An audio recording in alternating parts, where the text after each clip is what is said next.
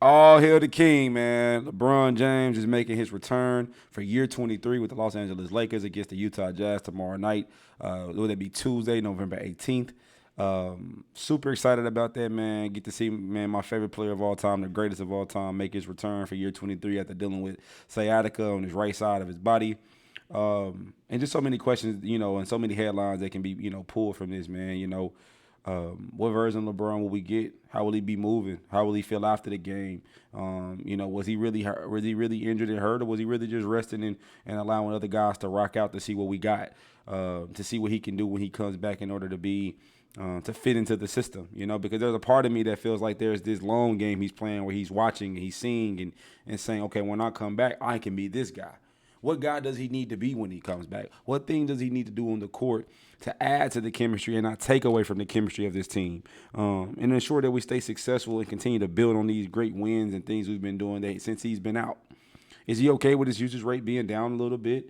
But also still has the capability to be the first and second option if need be, right? So many questions that are running through your head when you talk about the greatest to ever do it, coming back to a team that's been relatively successful without him. But I think a game like against the Thunder tonight make you realize, shit, we need LeBron James back, especially when we talking about a guy that can put pressure on the rim, another lob threat, another general, and all of those different things. So when we talk about what version of LeBron do we need, I kept my notes very simple. I said that we need the LeBron to be able to be a rebounder, right? To be that general, to be that defensive anchor. The dude that JJ talks about is a great communicator. Is great at calling out the reads. Is great, can switch 1 through 5 if you need him to. We need him to be that general on the floor with the ball in his hands, or even directing traffic without the ball in his hands. Never thought I would say this. We need his shooting and his floor spacing because he can shoot the ball much better in his later years. We need that lob threat connection that he has with Da, or hopefully that he has with Da, where you sit Luka or you sit Austin or you sit one of those two. Now you got another 1-2 punch that you can go to, right? We need him to be able to be okay being the third option, but when it's time for you to be the first or the second option, whether that's Luka struggling, AR struggling, guys are sitting out, foul trouble, whatever, right? You man in the second unit, whatever, you can do that. I would love to see him out there with Vando and out there with Gabe and out there with Jake LaRavia and things like that, kind of manning that unit while you let Austin and Luka take a rest sometimes, because that's kind of your main 1-2 punch, right? But LeBron can easily be a 1-2 punch as well. And so when in my mind, I'm thinking about that's the guy that we need, right? That's the guy that I think if he can come in and do those things and not force the issue, but also be ready to take over the game at times if need be. Man, this Laker team can keep on rolling, and I think this is the perfect game for LeBron to come back to, against a struggling Utah team. Even though they had a great electrifying game winner the other night by Keontae George, which was fun to watch. Overall, that was against a Bulls team, though. I mean, but overall, if we go in and take care of business the way we should be able to walk out of there successful. But then the next question comes: does he need to dominate or need to blend in? I think it really depends. I think it may come down to a little bit of both. Where at times, Bron, we need you to relax and let Luka and them rock out, which I don't think he has any problem with. But then there'll also be times where he'll say, all right, they bullshitting or they struggling or I got a mismatch or I can win my matchup or, I'm moving well without the ball or whatever the case may be. And he starts to ramp it up and pick it up a notch. I think, man, him being the basketball savant and great mind he is, he'll be able to read it and see it. But I think overall, we just need him to chill out and blend in. And when it's time, take it up a notch.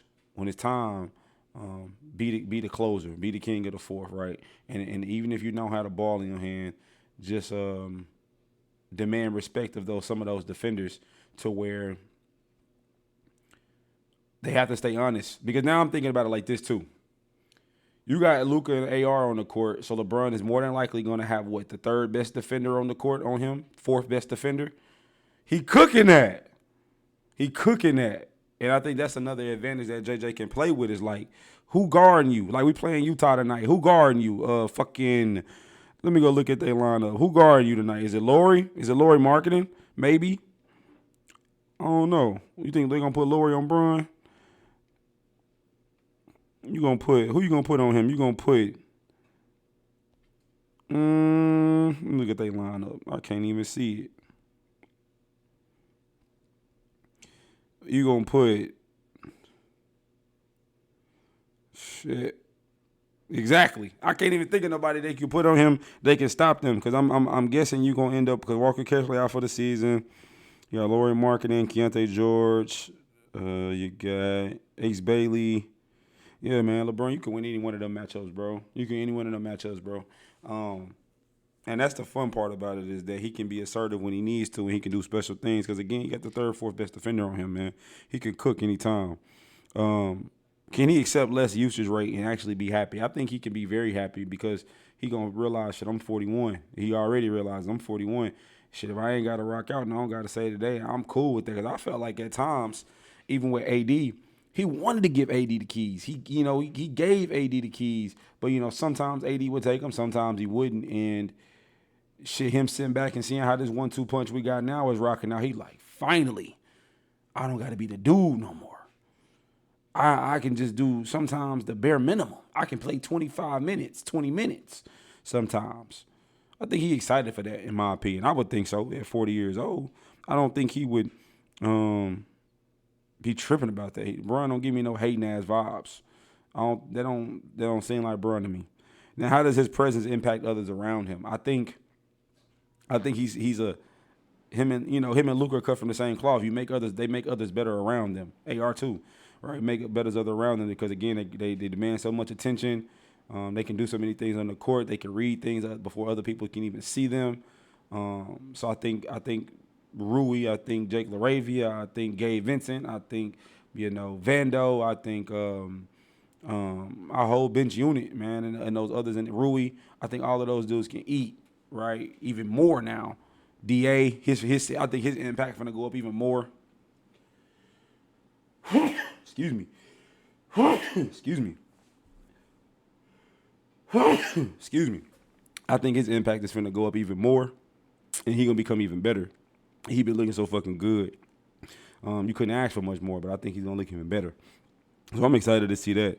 Because one thing we want to make clear in this video, we are never questioning LeBron's greatness. We're just questioning at this point his role. What version of him do you need? Bron, we don't need you to score that much. We don't need you to go out there and guard the best player like that. We don't need you to go out there and run yourself into the ground. We just need you to be the leader that you are and the communicator that you are and the general that you are. Rebound the ball, shoot the ball. Sometimes take some of the ball handling, duties at times to set up some things. Man, use your post-up game, use your mid-range game, put you on that nail, let you go to work from there, catch and shoot, and let you just go crazy. Be a cutter, be a slasher, be a great screener. And I think this Laker team could be very successful. They try to say he could be the greatest of all time version of a Draymond Green, but it's so much more than that. I think having that mindset, but still being LeBron too. All right, so be the screener, do some of the dirty work, rebound the ball, guard, but also still be LeBron, right? And Draymond could never be that. We 10-4. We got a great flow. Won some good games without him. But I think LeBron going to take us to another level, man, and can help us get over the hump. And I'm super excited because I think this may be one of the first years where we can get the fuck out of that first round. Second round, man, make it back to those Western Conference Finals, bare minimum. We had that type of potential, man, but I got to just see what version of LeBron comes back and give him a few games. And maybe after 4 or 5 games, we come back and make another video and kind of do an observation of what we see and what it could be and what it is and what it ain't. So, yeah, man, I just want to come over here and do that short video with you guys and kind of share my thoughts about LeBron returning for year 23 and what version of him do we need in order for this team to be successful? What version of him do we need in order for this Laker team to reach their full potential? And I think that's the perfect answer to what I gave. And I would love to hear your thoughts and what you think and, get some feedback from, what y'all thinking on y'all side. Are you excited about LeBron coming back or not so much or whatever the case may be? You know how much I love y'all. We try to talk about the game of basketball in a different way with this Skybox Conversation pod. Ask some questions that some people just not thinking about. And so, yeah, man, be sure to like and subscribe to the video, share it, comment on it, all those good things. And, I got another one coming for you later this week, man. I love y'all so much. And I'm going to check in with y'all on the next one. I got a game tonight that I'm coaching, so wish me luck. And I love y'all, man. Peace.